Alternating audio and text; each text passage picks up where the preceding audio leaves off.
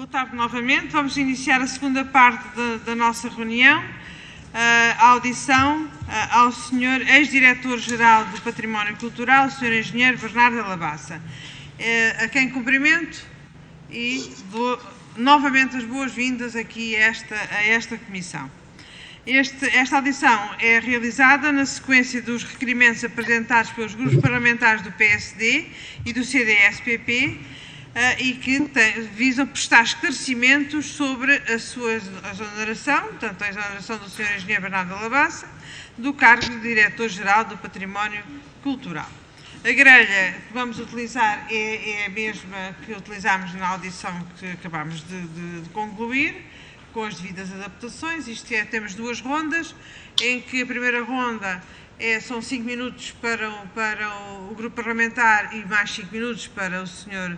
Engenheiro responder, e depois, começando naturalmente pelos grupos parlamentares que fizeram os requerimentos, que apresentaram os requerimentos, e depois numa sessão de encerramento teremos também as intervenções de máximo 2 minutos de cada grupo parlamentar requerente e que conclui com o mesmo tempo, idêntico tempo para o Sr. Ex-Diretor-Geral. Portanto, vou iniciar a sessão pela Sra. Deputada Fernanda Velez, do Grupo Parlamentar do PSD. Tem a palavra, Sra. Deputada, até 5 minutos. Obrigada. Obrigada, Sr. Presidente. Cumprimento a si, cumprimento as senhoras e os senhores deputados e cumprimento naturalmente o Sr. Engenheiro Bernardo da Labassa, agradecendo a sua disponibilidade para estar hoje aqui nesta audição. Sr. Engenheiro, no passado dia 25 de junho, a Sra. Ministra da Cultura exonerou do cargo de Diretor-Geral do Património Cultural por considerar, e cito, que a Direção-Geral do Património Cultural está inoperacional. Esta demissão do Sr. Engenheiro do cargo de Diretor-Geral provocou várias reações por parte de diversas entidades ligadas ao setor. Publicamente foi dito que a sua demissão é lastimável, que se trata de uma demissão totalmente política de quem procura um bote salva-vidas e que a Ministra tem de colocar a mão na consciência e assumir que os problemas começam no Ministério por falta de estratégia e de execução.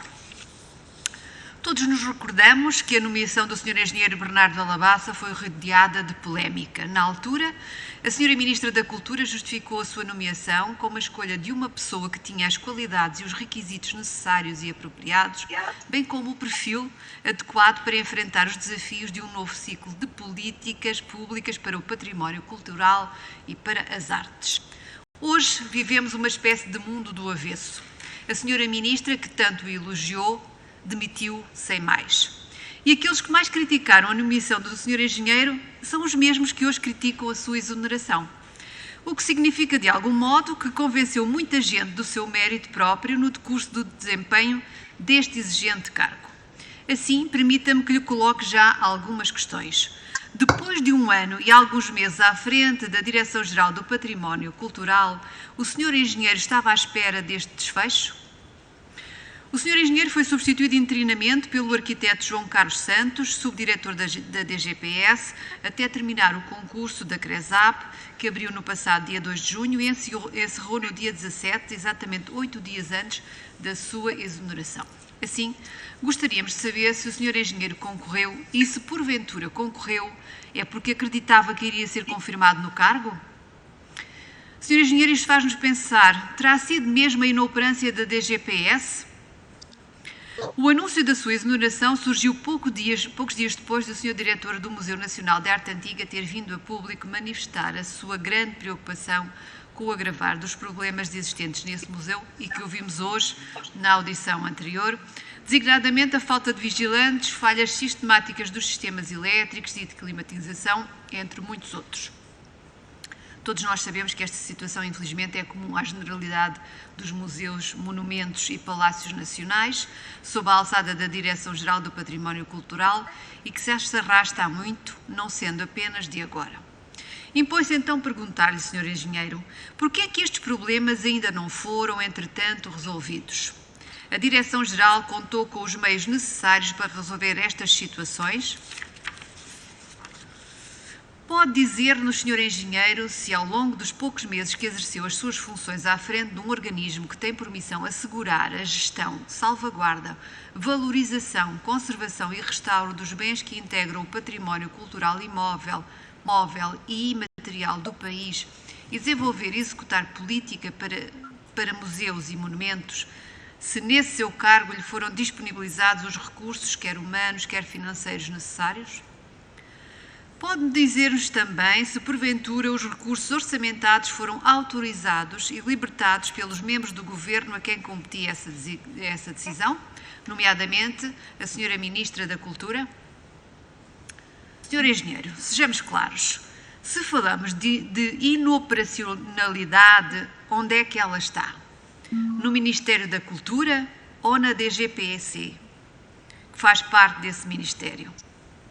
E para finalizar, o Sr. Engenheiro declarou, e passo a citar, é prerrogativa da tutela proceder a uma exoneração a qualquer momento, mas não acho aceitável a fundamentação, nem me revejo nela, em meu nome, em nome dos 870 trabalhadores que tive a honra de dirigir. Assim, cumpre fazer-lhe uma última questão muito direta. Na sua opinião, por que é que a Sra. Ministra o afastou do cargo para o qual tão convictamente o tinha nomeado há tão pouco tempo? Muito obrigada, Sra. Presidente. Obrigada, Sr. Deputado. Passo então a palavra ao Sr. Engenheiro Bernardo de Labassa. Tem a palavra, Sr. Engenheiro.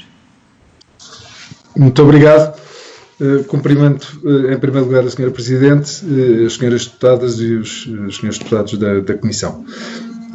Eu gostava de agradecer esta oportunidade, enfim, o convite que me dirigiram para estar nesta sessão, nesta audição, e sobretudo porque representa também uma oportunidade para, no fundo, apontar alguns daqueles que eu entendo serem questões essenciais e problemas estruturais com os quais se debate a Direção-Geral do Património Cultural.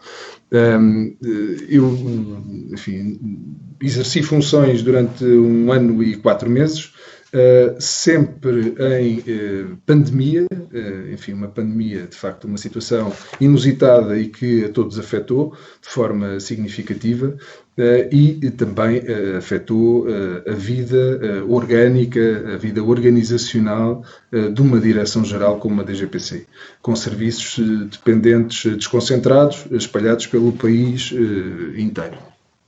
De facto, foram momentos, enfim, particularmente complexos, sobretudo pelo impacto não programado, ou seja, um impacto muito significativo e que, de facto, para os quais nós não estávamos preparados. E eu diria que, não justificando tudo com a pandemia, eu diria que a pandemia veio evidenciar esses problemas estruturais que, no fundo, se reconduzem a vários níveis. Um nível da orgânica, da estrutura da própria Direção-Geral, um nível organizacional dessa mesma Direção-Geral, um nível de informatização, ou de um baixo nível de informatização da própria Direção, um problema crónico de recursos humanos a todos os títulos, e um problema orçamental. E relativamente a esta questão orçamental, eu diria que, enfim, nenhum diretor-geral está satisfeito com os recursos que lhe são disponibilizados, obviamente, mas eu gostava, e sem querer amassar os meus deputados, de fazer um enquadramento relativamente àquilo que é a estrutura do orçamento da Direção-Geral do Património Cultural. E para isso preparei uma apresentação que eu não sei se estão a ver. Pelo menos estamos a ver uma das imagens. Muito bem. Está perceptível? Bom, eu gostava de referir que do lado esquerdo temos aquilo que foi executado, ou seja, o orçamento da DGPC que foi executado em 2020, ao qual correspondeu uma taxa de execução de 96%, e que se divide nas 3 componentes fundamentais que estruturam um orçamento, ou seja, recursos humanos, funcionamento portanto, aquilo que é necessário para a máquina funcionar, eletricidade, limpeza, segurança, enfim.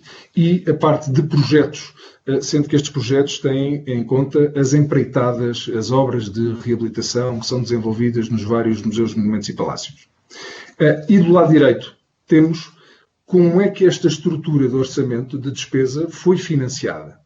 E eu gostava de chamar a atenção para os senhores deputados para o facto de, em 2020, fruto da pandemia, ter havido uma quebra significativa das receitas próprias da Direção-Geral, que compunham a perspectiva orçamental em termos de financiamento e que tiveram de ser, no fundo, substituídas, permitam-me a expressão, no fundo, o orçamento teve que ser recomposto com recurso a transições de saldos. Essa transição de saldos não é mais do que receitas da DGPC correspondentes a anos anteriores e que não tinham sido gastos. Portanto, isto para vos dizer que as fontes de financiamento, no essencial, são receitas de impostos, que ficam até, não cobrem a totalidade das despesas de recursos humanos, como podem ver. Depois tivemos 5,5 milhões de euros de receita própria, que corresponde no essencial a bilhética, cedências de espaços, imagens, enfim, lojas, concessões. Depois tivemos a tal transição de saldos e tivemos fundos europeus de um montante mais reduzido. Portanto, isto foi 2020. Portanto, no fundo, fomos apanhados nessa situação de redução significativa de receitas próprias face àquilo que era o histórico e, em particular, 2019. Relativamente a 2021, a estrutura do orçamento aprovada depois de cativos, portanto, no fundo, isto são os limites que hoje correspondem àquilo que pode ser executado em termos de despesa e para cada uma das rúbricas, portanto, o gráfico do lado esquerdo, é apresentado aqui aquilo que é, no fundo, o limite de despesa para recursos humanos, funcionamento e também para projetos. Sendo que, no caso do funcionamento, aquilo que está autorizado corresponde a uma redução de 14% sobre aquilo que foi executado em 2020. Relativamente, na mesma perspectiva de quais são as fontes de financiamento para suportar esta execução prevista do orçamento para 2021, aquilo que temos é que a estrutura é composta por receitas de impostos de 28 milhões, 19,5 milhões de receitas próprias e 9,35 milhões de fundos europeus. Ou seja, a previsão do orçamento para 2021 está suportada numa previsão de receita própria de 19,5 milhões, quando o ano passado tivemos 5,5. Bom, e para terminar, gostaria de apresentar só o detalhe do financiamento para cada uma das rúbricas orçamentais. Ou seja, como vos disse, temos uma estrutura de financiamento para 2021 que se suporta em receitas de impostos, receitas próprias e fundos europeus. Gostaria de chamar a atenção que as receitas próprias até maio deste ano ascendiam a apenas 300 mil euros. Portanto, é um nível, de facto, com um impacto muito significativo, ou que resulta de um impacto muito significativo do confinamento no início do ano. Portanto, a estrutura de financiamento para recursos humanos está suportada em 2/3 em receitas de impostos, portanto, há estabilidade do ponto de vista deste pagamento, mas 1/3, ou seja, 9 milhões, está suportado em receitas próprias. Portanto, se nós admitirmos que vamos ter uma dificuldade de cobrança de receita própria até final do ano, teremos aqui uma falta teórica de 2 milhões de euros para suportar tudo o que é despesa, portanto, falta de 2 milhões em receitas de impostos para suportar aquilo que são custos de recursos humanos. No funcionamento, isto ainda é mais grave, ou seja, o funcionamento está suportado quase a 90% em receitas próprias e da parte que são receitas de impostos, há uma componente, portanto, desses 1,6 milhões, porque ainda por cima sofreu cativos, portanto, só temos 1,6. Destes 1,6, O 0,6 corresponde a uma transferência que tem que ser feita para a Fundação com a Parque para pagar salários. Portanto, no fundo, em bom rigor, só temos disponível 1 milhão de euros.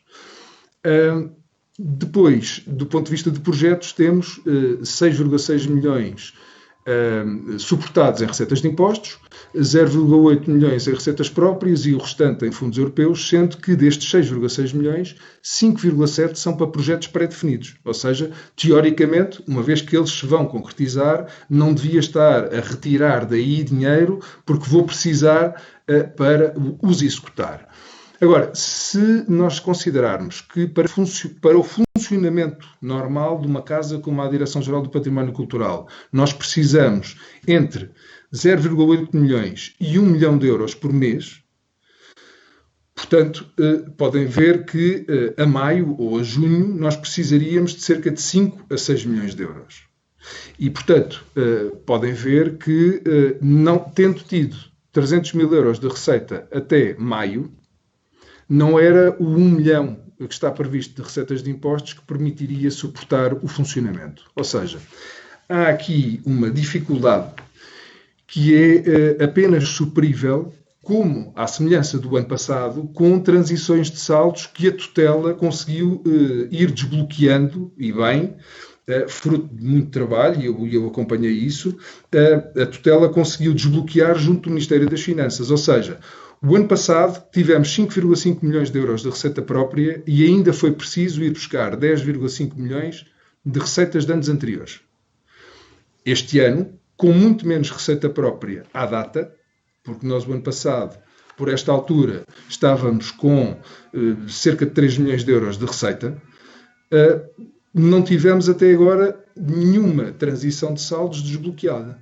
Portanto, a conjugação destes fatores obrigou a que se desviasse algum dinheiro daquilo que estava previsto para projetos para continuarmos a funcionar. E apesar disso, eu devo dizer, e isto obviamente, enfim, é uma situação complexa, há um fornecedor ao qual devemos mais de 2 milhões de euros. À data. Porque não há recursos, como podem ver, não há recursos para fazer face a esse pagamento. Portanto, aquilo que eu gostava de deixar aqui em termos de mensagem, de enquadramento sobretudo, é que esta previsão de receitas próprias tem que ser transformada em transições de saldos rapidamente. E, portanto, do ponto de vista orçamental, é, enfim, o quadro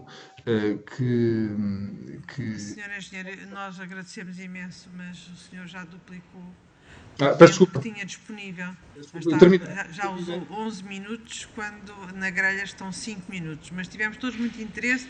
Seguramente que o senhor Engenheiro nos vai enviar esses documentos por mail, uma vez que eu pessoalmente não consegui ler o que lá estava escrito, nem os números, nem as palavras, que presumo que houvesse de ambos. Mas agora agradecia que nas próximas intervenções fosse diminuindo um pouco o tempo que tem disponível para tentarmos compensar esses 6 minutos a mais que usou. Agora vou passar a palavra ao outro grupo requerente, o CDS-PP, e dou a palavra à Sra. Deputada Ana Rita Bessa. Tem a palavra, Sra. Deputada. Muito obrigada, Sra. Presidente. Cumprimento o Sr. Engenheiro Bernardo da Labassa, agradecendo já a aturada explicação que aqui nos trouxe. Eu confesso que só consegui ver melhor graças à fotografia que a assessora do grupo parlamentar tirou do Zoom diretamente e, portanto, eu não consigo ver tão bem, talvez seja a idade, mas pronto. Mas, portanto, consegui ver mais ou menos os números. E no essencial, o que eu gostava de dizer é o seguinte: os termos em que a sua exoneração teve lugar, daquilo que foi tornado público, foram particularmente expressivos. Foi dito que a Direção-Geral estava inoperacional, foi dito pela tutela, pela Sra. Ministra, que estava inoperacional e que, tendo avaliado o desempenho do Sr. Diretor-Geral do Património Cultural nos últimos meses, considera-se pertinente e necessária a sua imediata substituição. Portanto, vamos lá ver, não é uma coisa leve, não é dizer que não havia um bom fit para a função, que era aquilo que realmente também de início várias entidades se manifestaram. Há aqui uma avaliação muito concreta por parte da sua tutela direta em relação ao seu desempenho. Verdade seja dita que, quando vamos à procura da exoneração anterior à sua, a expressão é mais ou menos a mesma. Há aqui um padrão, enfim, às vezes estas coisas acontecem, há lá coincidências estranhas, não é? Mas, de facto, a senhora diretora-geral anterior, a doutora Paula Silva, também dizia que não compreendia a sua exoneração, que não ia comentar e que é prerrogativa dos ministros fazerem essas exonerações, embora ela não compreendesse. Enfim, coisas que acontecem.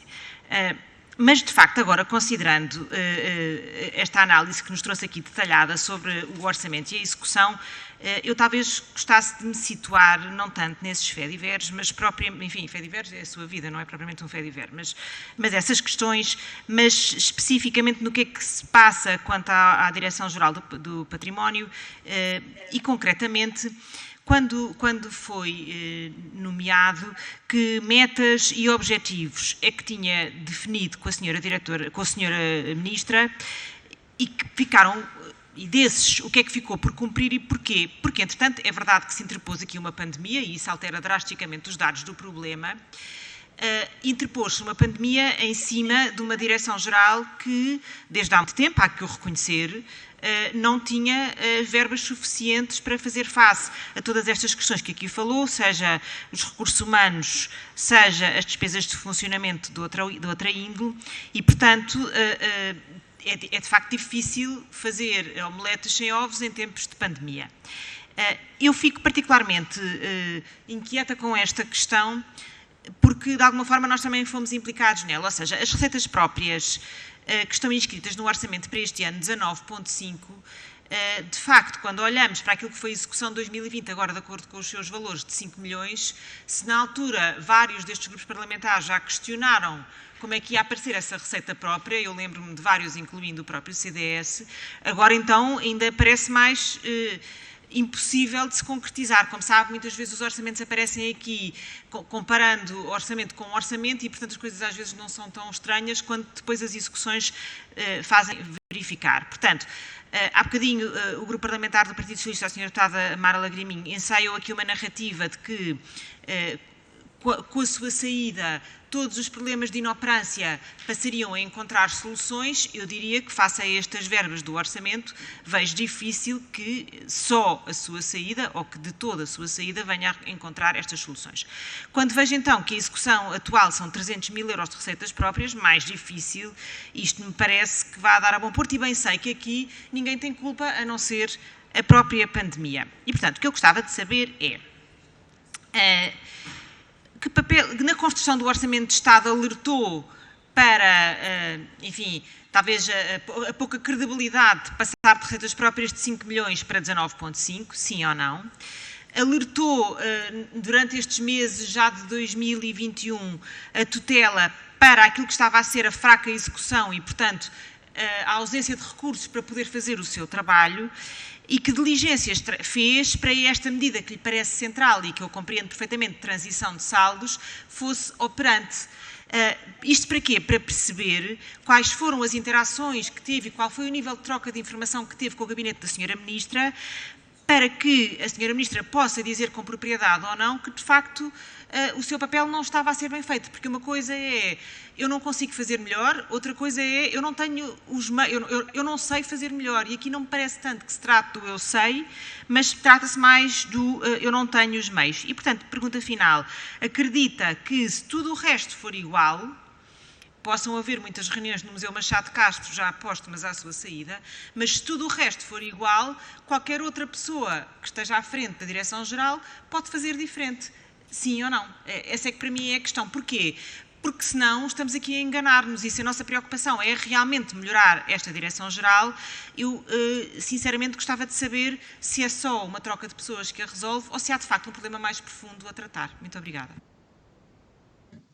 Muito obrigada, Sra. Deputada. Passo novamente a palavra ao Sr. Engenheiro Bernardo Labassa, por favor. Muito obrigado. 4 minutos. Certo. Assim, relativamente à apreciação que a tutela fez do meu desempenho, eu diria entendo não comentar ou continuar a não comentar, precisamente porque entendo que é uma prerrogativa e, portanto, enfim, não merecia sequer justificação ou fundamentação. Portanto, eu diria que essa questão está ultrapassada, enfim, por natureza. Relativamente às várias questões que me colocou, eu gostaria de referir que, de facto, esta construção que eu evidenciei do ponto de vista orçamental é, no fundo, uma construção baseada numa expectativa de receitas que, à semelhança daquilo que aconteceu o ano passado, se não ocorrem, recorre-se a, no fundo, transições de saldos e, portanto, compõe-se. O ano passado foi possível e este ano também seria, porque há, de facto, esse saldo a transitar para compor, enfim, no fundo, as exigências diárias do orçamento. Quer do ponto de vista de projetos, quer do ponto de vista de funcionamento. Eu diria que, enfim, é preciso que ela aconteça e, de facto, foi solicitada e não foi autorizada, pelo menos, nenhum montante até à minha saída. E, portanto, eu diria que é uma necessidade, volto a dizer, pode-se transferir ou pode-se fazer alterações orçamentais dentro de certo limite daquilo que são receitas de impostos, porque precisamente não há receitas próprias, mas isso obriga a deixar de fazer outras coisas. E a questão é o que é que se deixa de fazer.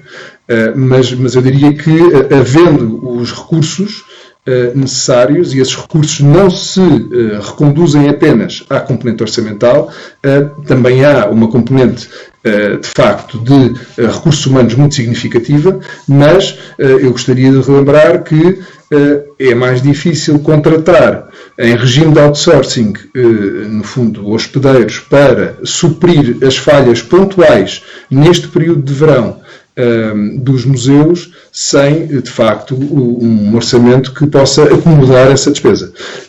E, portanto, enfim, mas admito que, a partir de agora, sejam criadas, por parte da tutela, essas condições. No fundo, é um trabalho em contínuo e de negociação permanente com o Ministério das Finanças para libertar verbas. Isso é aquilo que eu conheço e da minha experiência de ter passado por 3 direções-gerais e de um percurso profissional que se faz mais em tempo no setor público do que no setor privado. Muito obrigado. Muito obrigado, Sr. Engenheiro. Passo agora a palavra ao Sr. Deputado Eduardo Barroco de Melo, do Grupo Parlamentar do PS. Tem a palavra, Sr. Deputado. Muito obrigado, Sra. Presidente. Boa tarde, Sr. Engenheiro Bernardo Alabassa. Eu agradeço a sua presença porque permite-nos discutir os motivos da sua exoneração, que resulta destes requerimentos do PST e do CDS. Por outro lado, presumo que lamente que os parlamentares o tenham chamado porque precisamente permite discutir os motivos da sua exoneração. Obviamente nós percebemos que estes grupos parlamentares, por um lado, não têm intenção propriamente de discutir esse assunto para o qual o chamam cá. Aliás, lemos os requerimentos, percebemos que se tratam apenas de ataques à Ministra da Cultura. O requerimento do CDS chama aqui esta discussão reações da ICOM Portugal e da APOM, que iam no sentido contrário quando o senhor foi nomeado. E, portanto, é muito estranho que agora não se tenham revisto nos argumentos que estas instituições utilizaram quando a sua nomeação e que agora o chamem à colação. Portanto, percebemos qual é a intenção. Não é, obviamente, escrutinar o seu mandato, mas escrutinar a Sra. Ministra da Cultura, e não há problema nenhum com isso. O PSD nem sequer está a esse trabalho, não justifica o seu requerimento. Portanto, tem assumido a postura, aliás, que tem assumido sempre nesta Comissão de Cultura, é do contra. Pronto, é contra. A Ministra da Cultura faz alguma coisa, é contra, seja ela qual for. Em todo o caso, eu queria dizer que o Sr. Engenheiro Bernardo Alabassa reagiu bem a esta notícia quando foi exonerado e disse é prerrogativa da tutela proceder a uma exoneração a qualquer momento. Eu acho que isso é verdade, aliás, acho que todos entendemos isso e acho que teria ficado bem se tivesse ficado por aqui. O problema é que o Sr. Engenheiro não ficou por aí e como não ficou por aí, disse que não achava aceitável esta fundamentação, em seu nome e das 870 pessoas, disse, aliás, as mesmas que ainda há pouco na sua intervenção inicial fez questão de desqualificar, e, portanto, o que eu diria é que cabe ao Governo, no exercício das suas competências, zelar pelo interesse público, fazer uma avaliação desse mandato e, na avaliação do seu mandato, entendeu, exercendo as suas competências, que não estava a cumprir esses objetivos. É importante percebermos o que é que fez, o que é que não fez. Acho que esta é uma boa oportunidade. E, portanto, eu gostava de, se calhar, até começando pelo assunto que nos trouxe à audição anterior, pelo Museu Nacional de Arte Antiga. Foi enviado, tanto quanto nós sabemos, à DGPC, pelo Sr. Diretor do Museu Nacional de Arte Antiga, em janeiro de 2021, um relatório com as necessidades urgentes de intervenção no museu. Esses procedimentos, um dos procedimentos que estava identificado naquela data, estava à espera, há um ano, que fosse lançado o procedimento da DGPC para o resolver. Eu gostava que confirmasse estas informações. Se acha que é natural que esteja um procedimento urgente durante um ano numa Direção-Geral sob a sua tutela, à espera de lançamento. Apenas em maio de 2021 é que foram concluídos os serviços da GPC sobre os restantes procedimentos necessários ao lançamento das empreitadas, que tinham caráter de urgência e que diziam respeito ao restauro das coberturas e etc. Todos os procedimentos que eram da competência da sua Direção-Geral, sendo que havia capacidade financeira para os realizar, não avançaram, foram postos à consideração da Sra. Secretária de Estado Adjunta do Património Cultural, solicitando apoio orçamental, não obstante o facto da GPC ter cabimentação, ter capacidade financeira para os executar, bem como competência própria, porque isto também é importante, não é? Porque, obviamente, não pode ser o Ministério da Cultura e a Secretaria de Estado constantemente a agir os processos que estão delegados às Direções-Gerais. Por outro lado, e mais importante, uma semana depois do Sr. Diretor ser exonerado, os procedimentos para as intervenções urgentes estão cabimentados e estão em andamento. E, portanto, certamente que a sua exoneração não resolve todos os problemas, mas é de facto estranho que de uma semana para a outra tenha havido cabimentação. Presumo que não fosse por falta de cabimentação ou falta de disponibilidade financeira da GPC, porque, por muito que eu acho que o Ministério da Cultura seja competente, não seria tão competente que no espaço de uma semana resolvesse um problema que, segundo o seu Diretor-Geral, estava à espera há um ano. E como eu tenho pouco tempo, porque tinha aqui muita coisa para dizer, vou dizer só uma coisa que é essa que me parece mais relevante. Para o ano de 2021, a DGPC tem disponível cerca de 57 milhões de euros, valor do orçamento corrigido. A 2 de junho apresentava uma taxa de execução de 14%. O Sr. Diretor-Geral, ou o Sr. Ex-Diretor-Geral, veio aqui dizer-nos que não tinha dinheiro. Então, se não tinha dinheiro, o que era expectável é que tivesse executado e não tivesse disponibilidade para executar mais. Não era que não tivesse executado, dizendo que não tinha dinheiro para executar. Aliás, disse há pouco que a taxa de execução de 2020 era de 96%, a informação que eu tenho é de 70%, mas estamos a falar num ano, de 2020, que já era afetado pela pandemia, portanto já havia uma série de restrições que este ano também se mantêm. Portanto, mesmo admitindo essas dificuldades, não se compreende é que a meio do ano de 2021 estejamos a falar de 14% comparando com 70% do ano total anterior. E, portanto, esta é a parte que nós não conseguimos perceber. Que é, eu consigo perceber, e acho que todos nós entendemos, que há neste setor dificuldades crónicas que estamos a tentar resolver. O que não se pode admitir é que um Diretor-Geral, aliás, com um perfil diferente, como já aqui foi dito, exatamente porque se pretendia que houvesse aqui uma outra capacidade operacional, uma outra capacidade de gestão, diferente dos perfis tradicionais do Diretor-Geral nesta Direção-Geral, que perante aquilo que diz ser a falta de dinheiro, só tinha executado 14% daquilo que tinha disponível. Essa é que é a parte que nós não conseguimos perceber. E, portanto, eu não sei, mais uma vez, se a sua saída, e não tenho, obviamente, capacidade de adivinhar o futuro, e, portanto, essa é uma avaliação que tem que ser feita ao longo do tempo. Mas não sei se a sua saída resolve todos os problemas. Mas há um problema muito objetivo que nós podemos traduzir neste número, que é, se tinha falta de dinheiro, e volto a reforçar, porquê é que só executou 14%?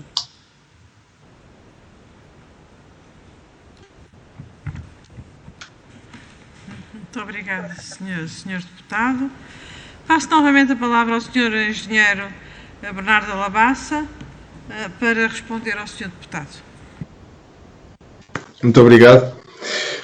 Bom, eu gostaria, em primeiro lugar, de dizer que não lamento nada esta audição e, quer dizer, e tendo sido convidado, aceitei nela participar. Portanto, enfim, acho que é uma oportunidade, precisamente, para, independentemente da minha exoneração ou não, procurar dar contributos para que a Direção-Geral do Património Cultural melhore.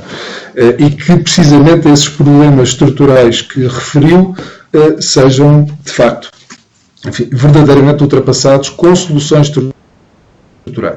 Esta componente do orçamento que bem referiu é muito relevante porque, obviamente, dos 57 milhões, grande parte é recursos humanos que só vão sendo executados à medida que os meses vão passando. E, portanto, o resto é, no essencial, receitas próprias, como eu expliquei. E, portanto, essas receitas próprias, se não existem, não podem ser executadas. É um problema básico, que é só se gasta em função daquilo que se tem. Não é daquilo que está aprovado do ponto de vista de limite de despesa. E eu acho que essa é uma questão fundamental que eu gostava que ficasse aqui clarificada. De facto, não havendo essa disponibilidade financeira, só existe um limite, um teto de despesa, se quiserem. Se ele não for financiado, se não entrar dinheiro, não pode haver cabimento nem compromisso, sob pena de estar a violar a lei dos compromissos.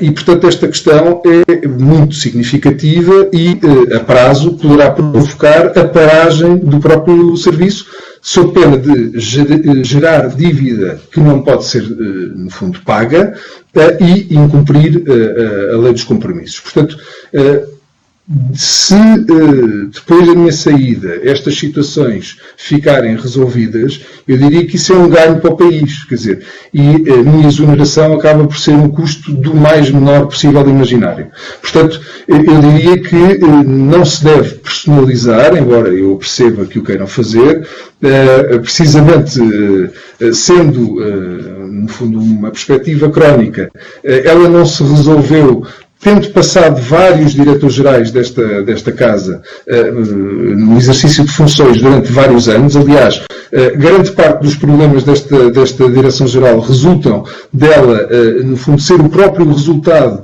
de uma fusão de 8 organismos. E, portanto, há de facto aqui muito trabalho a fazer e que, no fundo, estas debilidades vão tornando quase irresolúvel no dia-a-dia. Agora, enfim, só para terminar o comentário relativamente àquilo que disse, folgo em saber que foram criadas as condições para acorrer a estas urgências no Museu Nacional de Arte Antiga, sendo que elas não são únicas. Estes problemas de falta de vigilantes e de intervenções urgentes de que carecem os museus, monumentos e palácios têm que, de facto, ser atacadas e, portanto, não é só o Museu Nacional de Arte Antiga. Muito obrigado.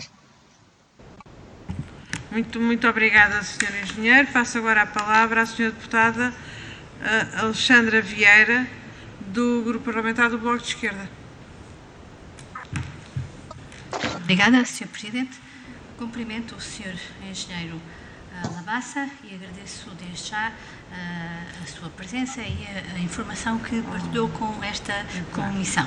Destaco a chamada de atenção para os valores inflacionados no Orçamento de Estado, para o qual o Bloco de Esquerda já tinha dado nota. O Orçamento previa receitas próprias acima das previsões anteriores à pandemia no primeiro Orçamento de 2020.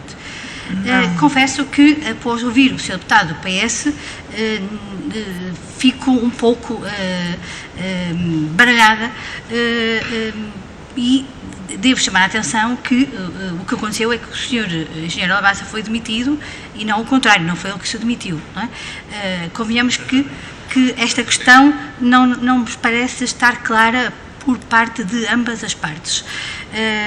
O Sr. Engenheiro teve quase 1 ano e meio no cargo, numa organização gigantesca, criada num período de austeridade. É por essa razão que ela é inoperacional?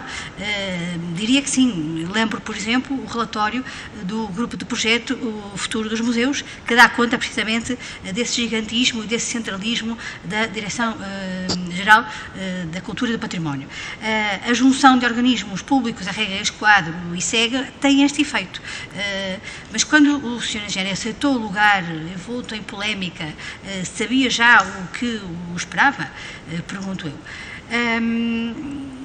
Aproveitando, se me permite, se calhar algum atrevimento, a presença do Sr. Engenheiro nesta comissão, há um concurso de diretores que está a decorrer decorrer, alguns já estão concluídos, mas entretanto não se sabem os resultados e estão alguns diretores em regime de substituição.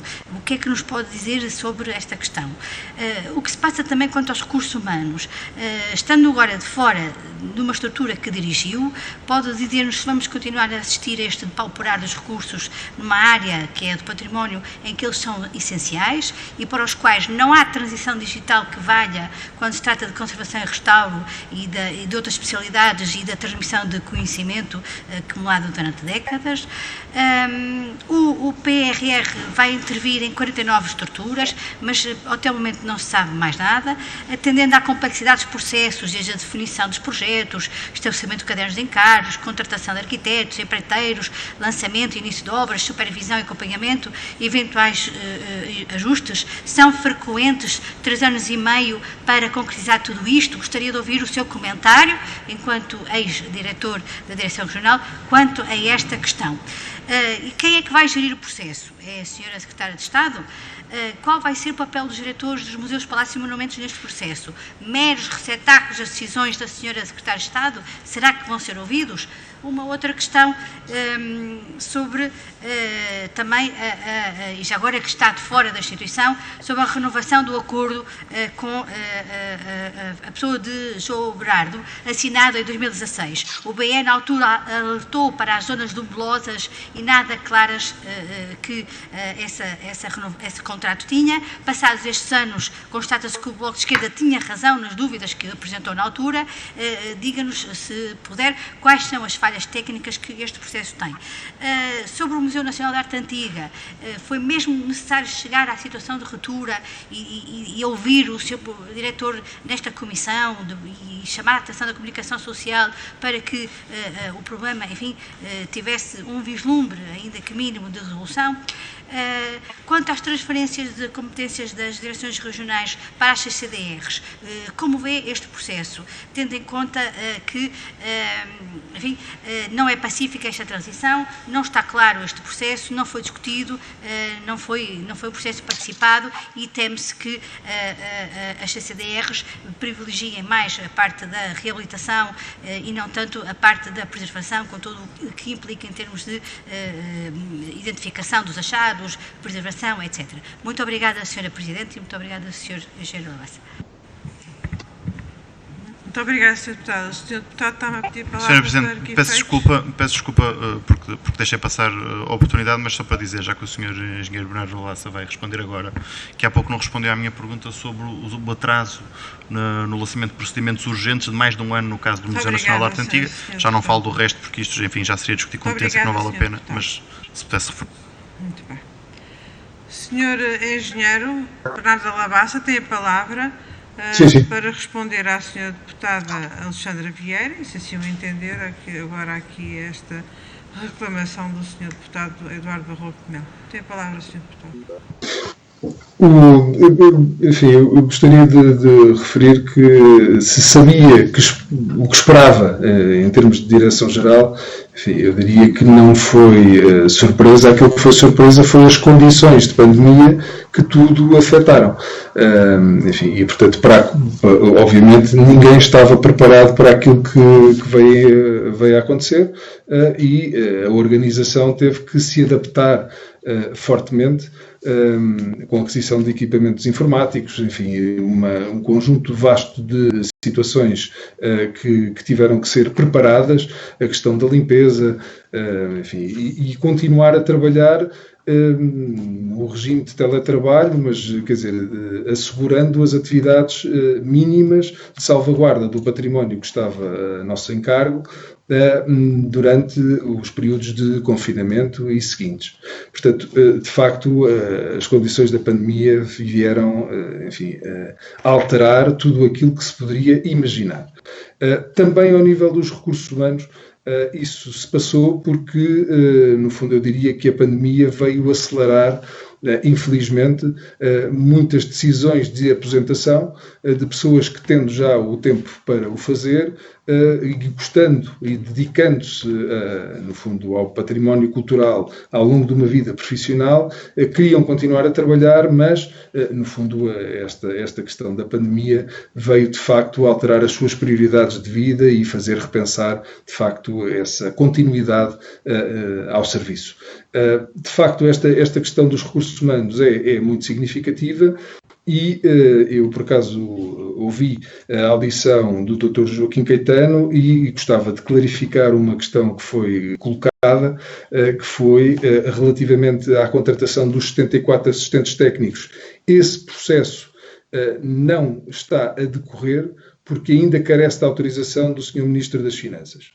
Portanto, à data da minha saída, ele não tinha sido autorizado e, portanto, não há a contratação de 74 vigilantes, coisíssima nenhuma, porque ele carece, está a aguardar ainda. Aliás, o número de contratações externas a aguardar a autorização no Ministério das Finanças chega a 140 pessoas. Entre assistentes operacionais, nomeadamente também para substituir a componente mais operacional da manutenção dos museus, monumentos e palácios, assistentes técnicos, no essencial vigilantes, e também técnicos superiores. Portanto, esta questão, de facto, das aposentações e das baixas, ou seja, há de facto, e a pandemia também veio agravar esse problema, a Direção-Geral tem um nível de absentismo de cerca de 12%. Que é de facto bastante elevado e, portanto, apesar de aparentemente ter muita gente, mas efetivamente depois, por motivos vários, de facto não pode, no fundo, contar com o contributo de todos esses trabalhadores, infelizmente. Adicionalmente a isto, há uma componente procedimental de facto pesada. E que o nível de informatização relativamente baixo da Direção-Geral não permite também agilizar um conjunto de procedimentos, sendo que é relativamente fácil de explicar, infelizmente, é uma infelicidade, de facto, e que num ano e 4 meses não consegui, alterar de forma significativa, também fruto daquilo que já acabei de dizer, é que um procedimento que esteja a correr e que não tenha plurianualidade autorizada, cai o cabimento e, portanto, tem que merecer cabimento no ano seguinte. Ou seja, os orçamentos são de base anual, como os senhores deputados sabem. E, portanto, um procedimento que venha de trás tem que ser retomado na fase de cabimento. Muitos das necessidades que foram apontadas pelo diretor do Museu Nacional de Arte Antiga já eram conhecidas, embora tivessem que ser, no fundo, verificadas do ponto de vista técnico e só assim se explica que tenha sido desbloqueada, aparentemente, a questão orçamental, se possa imediatamente avançar para a intervenção. É porque esses procedimentos, do ponto de vista técnico, já estavam bem informados, já tinham os elementos processuais necessários para, vindo o cabimento, eles poderem prosseguir. E, portanto, a explicação é esta. Muito obrigada, Sr. Engenheiro. Vamos agora passar ao Grupo Parlamentar do Partido Comunista Português. Sra. Deputada Ana Mesquita tem a palavra, por favor. Muito obrigada, Sra. Presidente. Começo por cumprimentar o Engenheiro Bernardo da Labassa e colocar algumas questões. Aliás, desde o início tínhamos algumas dúvidas que, entretanto, fomos esclarecendo ao longo do tempo, mas que era importante aqui colocar. Em 10 de março de 2020, numa audição que foi feita aqui na Comissão de Cultura, a senhora Ministra da Cultura referiu que a definição de uma estratégia para a Direção-Geral do Património Cultural, e ela colocou isto como sendo um dos primeiros equívocos que havia nesta discussão da sua então nomeação para o cargo, que a estratégia para a Direção-Geral do Património Cultural competia exclusivamente ao Governo e que ao dirigente apenas competia cumprir o que estava no programa de Governo. Nós gostávamos de questionar se considera que, no âmbito das funções desempenhadas, cumpriu aquilo que está colocado e foi colocado então pela senhora Ministra, ou se considera que efetivamente não teve capacidade de o fazer e porquê. Depois, A senhora Ministra referiu também um segundo equívoco, que um diretor-geral dizia então que uma direção-geral é uma organização, não é uma organização de um homem só e que não é, nunca foi, nem nunca o poderá ser. E que o senhor diretor-geral tinha uma equipa que, aliás, tinha estado presente naquela mesma audição, de 3 pessoas com competências em diferentes áreas complementares entre si e que lideravam uma equipa de muitos funcionários e da Direção-Geral do Património Cultural. O que gostaríamos de perguntar é, face a isto, como é que se posicionou em termos do trabalho realizado ao longo do tempo e se efetivamente há uma equipa, como é que fica a equipa também no meio desta situação de exoneração. Depois, gostaríamos ainda de colocar uma outra situação que tem a ver precisamente com o balanço que faz do trabalho realizado. Acho que falta fazer esse balanço próprio e não é só a questão da arquitetura financeira, que todos nós sabíamos que seria difícil, uma vez que não tinha sido anunciado por parte do Governo uma ruptura com aquilo que eram políticas anteriormente seguidas e, portanto, importa também fazer esse balanço. Os principais problemas que foram identificados, já vimos que há a questão fundamental do financiamento e dos trabalhadores, mas gostaríamos de perceber, porque não conhecemos aqui exatamente, quais é que foram as soluções propostas por parte do Sr. Engenheiro Bernardo Della Bassa, enquanto exercia o cargo de Diretor-Geral do Património Cultural, e dessas soluções propostas, quais é que não foram acolhidas pelo Governo, para percebermos também exatamente o que é que sucedeu aqui. Também gostaríamos de perceber exatamente esta questão que agora foi colocada sobre o Ministério das Finanças não estar a permitir o desenvolvimento de determinado tipo de medidas. Esta é uma questão que nós fomos colocando, inclusivamente hoje houve uma audição com o Sr. Ministro das Finanças e que nós fomos colocando uma série de dificuldades que nos tinham chegado ao conhecimento em termos da administração pública, não se estar a conseguir assumir um determinado tipo de compromissos, nomeadamente alguns que decorriam do Orçamento do Estado, e nós gostaríamos de perceber exatamente, falou há pouco de 74 vigilantes que estariam a aguardar parecer das finanças e 140 contratações externas. E nós gostaríamos que nos pudesse explicar exatamente do que é que se tratam estas 140 contratações externas que estariam à espera do ok das finanças e para quem e para que é que elas se destinam exatamente e de que é que nós estamos a falar. Por fim, há uma questão que nós na altura colocámos ao Sr. Engenheiro, que era, e com certeza recordar-se-á, que era preciso ter um conhecimento muito grande da realidade que afetava o património cultural e ter uma visão, um plano de atuação para tentar modificar o que estava no terreno. E gostávamos de perceber, enquanto experiência que teve naquele organismo, se efetivamente considera que, tal como o próprio relatório do Tribunal de Contas de 2015 refere, que efetivamente há aqui uma depauperação gravíssima em termos de recursos e de trabalhadores que compromete a função da própria DGPC e se não considera, ou qual é que é a opinião, talvez seja mais correto, colocar qual é a opinião em relação ao modelo administrativo que neste momento está em vigor, que nos parece que a excessiva concentração não tem dado resultado e se isso também não contribuiu para dificuldades operativas em termos da intervenção da Direção-Geral do Património Cultural. Muito obrigada. Muito obrigada, Sra. Deputada. Para responder, passo novamente a palavra ao Sr. Engenheiro Bernardo Della Bassa. Muito obrigado. Foram várias as questões. Eu diria que, de facto, obviamente, nenhum organismo, nenhuma estrutura, no fundo, se reconduz a uma única pessoa, independentemente de ser quem a dirige. Quer dizer, obviamente, é o resultado de um trabalho imenso de todas as pessoas, de facto, que dedicam a sua vida à Direção-Geral, do ponto de vista profissional, obviamente, e nessa medida eu contei com o apoio e com o trabalho dedicado de toda uma equipa, quer ao nível da direção, quer de todas as estruturas, enfim, que compõem a Direção-Geral, quer nos serviços dependentes, museus, monumentos e palácios, quer nos serviços centrais. Portanto, enfim, eu diria que essa questão, enfim, aliás, só poderíamos passar e continuar a trabalhar por este período anómalo da pandemia com esta dedicação, este empenho e, de facto, esta operacionalidade, e, portanto, aproveito para refutar, de facto, a questão da inoperância, enfim,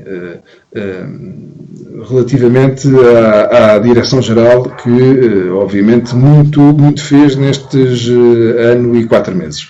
Eu gostava de facto, identificar algumas das situações que foram desenvolvidas neste período. A autonomia dos museus, ao nível da autonomia dos museus, começou-se a concretizar um regime de autonomia que foi instituído em 2019, lançando 19 dos 22 concursos para diretores, sendo que 14 estão concluídos. E isto responde a uma pergunta anterior. A operacionalização do novo Departamento de Apoio à Gestão dos Museus, Monumentos e Palácios, portanto foi iniciada essa operacionalização, enfim, que não está concluída por falta de recursos humanos, e iniciou-se resolveu-se um problema que há muito os diretores tinham identificado, os diretores dos Museus, Monumentos e Palácios, que era a falta de fundo de maneio, e, portanto, iniciou-se a dotação de fundo de maneio em 2020, para os diretores poderem acorrer às despesas mais imediatas. Apesar do clima de pandemia, houve, de facto, programação significativa nos Museus, Monumentos e Palácios, nomeadamente através de um protocolo que foi celebrado com a OPARTE para a realização de performances em vários Museus, Monumentos e Palácios, e que se iniciou com o Festival ao Largo no Palácio Nacional da Ajuda em 2020, mas gostava de chamar a atenção para a exposição Guerreiros e Mártires no Museu Nacional de Arte Antiga, em 2020, a exposição Dissonâncias no MNAC, em 2020, exposição Ídolos Olhares Milenares no Museu Nacional de Arqueologia, já em 2021, uma grande exposição. A exposição de Dona Maria II, também outra grande exposição no Palácio Nacional da Ajuda. Francis Smith no MNAC também este ano, e novamente no Museu Nacional de Arte Antiga viu o Reino renovar uma exposição sobre Dom Manuel I, portanto, em 2021. E cumprindo o programa de governo relativamente à aquisição de obras de arte contemporânea, foram realizadas as aquisições em 2020 previstas de arte contemporânea para incrementar a coleção de arte contemporânea do Estado.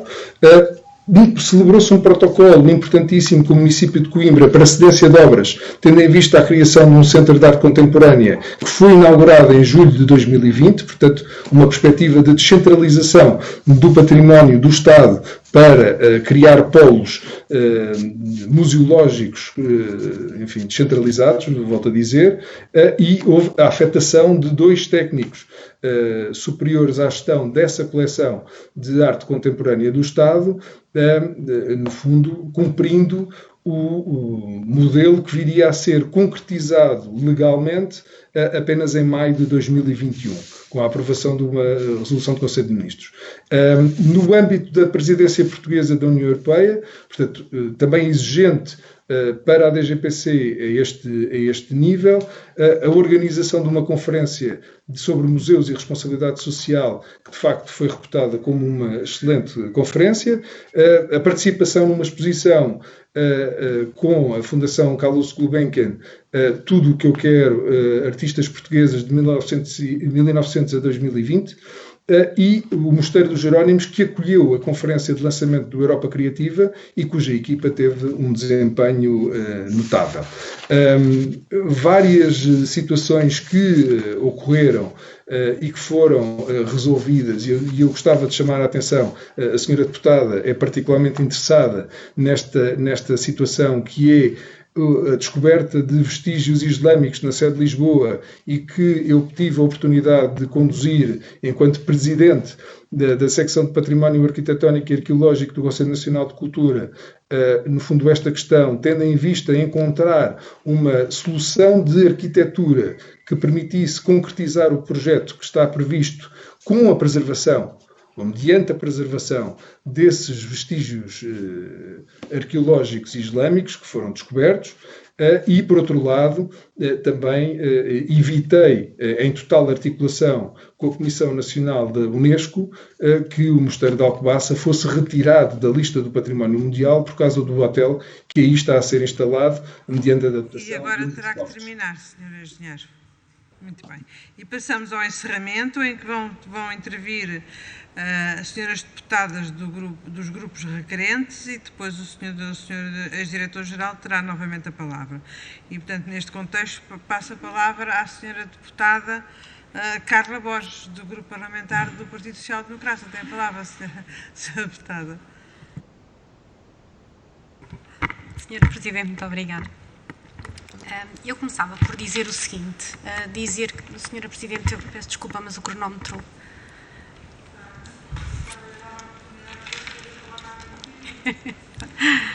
Obrigada. Tá, muito obrigada. Eu começava aqui por recentrar aqui uma questão e que tem a ver com a questão da apresentação do requerimento e dizer o seguinte.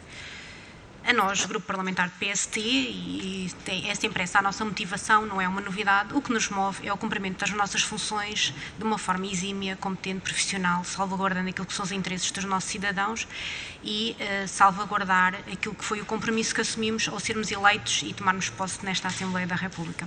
E nessa perspectiva não nos move nenhum desígnio de perseguição, como aqui o Sr. Deputado quis deixar em cima da mesa, à Sra. Ministra da Cultura, à Sra. Secretária de Estado. No entanto, não podemos deixar de dar a nossa opinião, uma opinião que não é uma opinião subjetiva, é uma opinião consubstanciada em factos e que resume-se a uma palavra, inoperacionalidade. Há muito que o dizemos e não é novidade, portanto, o Sr. Deputado não precisa de ficar surpreso com esta nossa opinião, nós somos muito claros naquilo que são os nossos propósitos. E também gostaria de dizer o seguinte, eu antevejo que efetivamente a Sra. Ministra da Cultura e a Sra. Secretária de Estado sejam confrontadas aqui neste momento com um dilema, ou melhor, neste momento não, já há algum tempo a esta parte. O dilema de que, numa fase inicial, vieram aqui a esta Assembleia, como também já foi referido pela Sra. Deputada Ana Mesquita, numa audição do dia 10 de março de 2020, portanto há mais de um ano, justificar e, de alguma forma, justificar aquilo que era a sua tomada de posição relativamente à nomeação do Sr. Engenheiro Bernardo Della Bassa.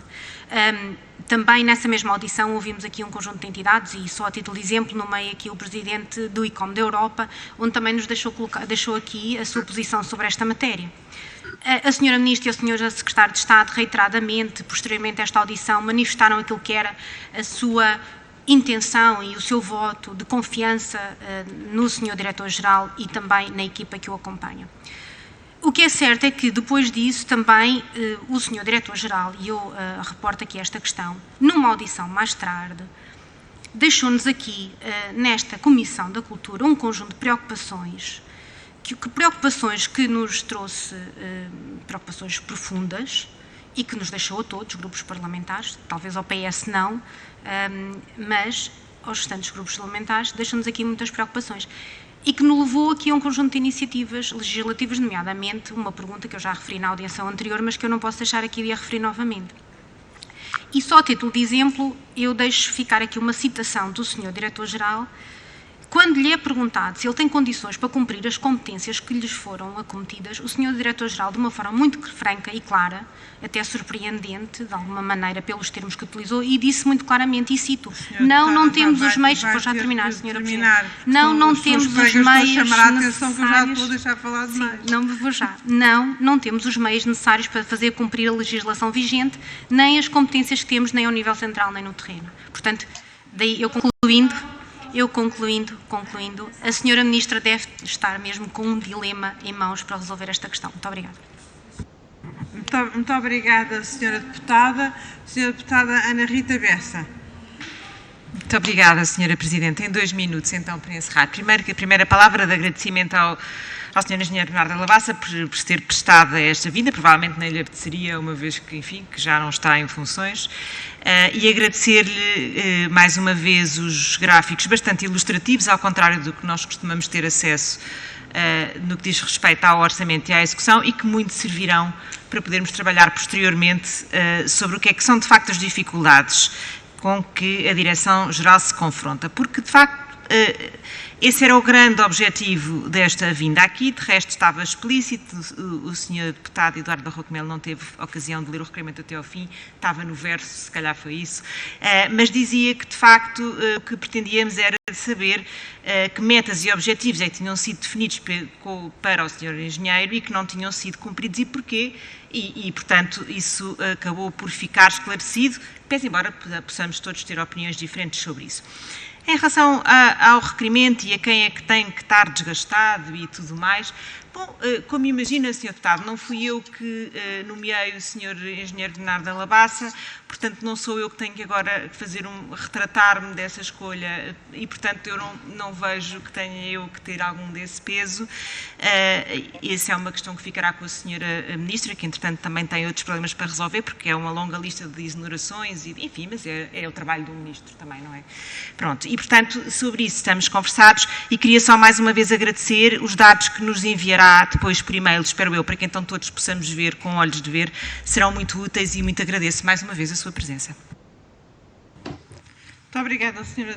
Deputada, e muito agradeço ter cumprido o tempo disponível. E agora, para finalizar, vou passar a palavra ao Sr. Engenheiro Bernardo Lavassa, que tem 4 minutos disponíveis para fazer este encerramento. Por favor, Sr. Engenheiro. Muito obrigado.